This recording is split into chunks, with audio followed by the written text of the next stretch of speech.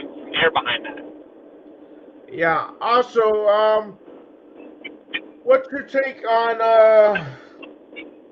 the defensive line? Are we going to struggle, or is it just reload and cock back and see what happens? Or are we going to struggle because we lost a bunch of kids to the NFL?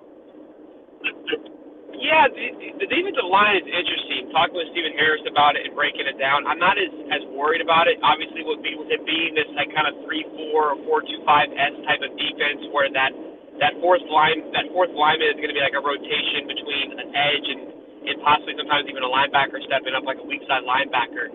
And last year we went into the year. I think we were concerned. I know we were concerned about the defensive line. That was a big concern for us. Depth and things like that. And look, we had Banks, sure, he went to the NFL, but the guy didn't play an entire season. So, I mean, it's Sapp obviously on the edge, but he had a quiet senior year. George Gums also had a quiet senior year because you have people like Yeah. Jaden Wood step up. Cameron James is somebody that is highly underappreciated in my opinion. I think he flies around the football field, so I think he's going to be a great staple in that edge room. You bring in the Emmanuel Brubb is what I call him, the kid from England, from Jacksonville Yes. State. Yeah. Great size, great specimen as well. And then on that Emmanuel interior spot, Badaidu. there you go. There you go, better than me. And then you got the interior where, you got Bet coming back from the Baylor transfer who played a lot of snaps last year along with Jamari Lyons. Jamari Lyons can be what, your Caleb Banks of this year. So there's a lot of stuff there. Then you got some young guys.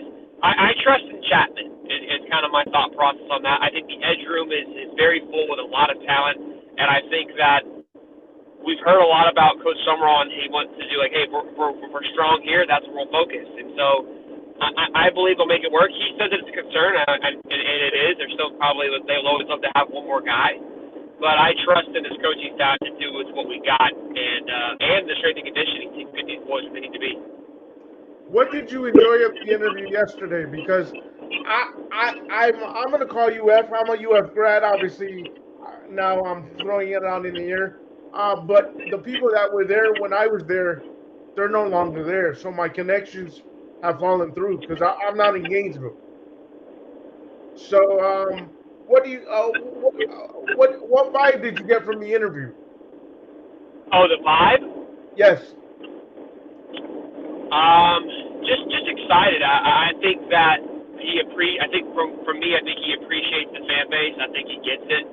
I think he has a pulse of what's going on and understands it. I think he's trying to get a grasp of one, the culture in Gainesville and what it means to be a Gator. And I think what's cool is he's like a fan in the same breath, right? And I think to be you want your coach to be a fan at the same time. What I mean by that is if they're a fan, they'll understand how important it is to us. And I think Yeah. obviously as a head coach, you want to be good. Yeah. No, I agree. I'm aging myself because something refreshing I'm seeing. He's very active. When I was on campus, I used to see Spurrier all the time on campus in his little golf cart. Then I got stuck with Ron Zook because he decided to leave.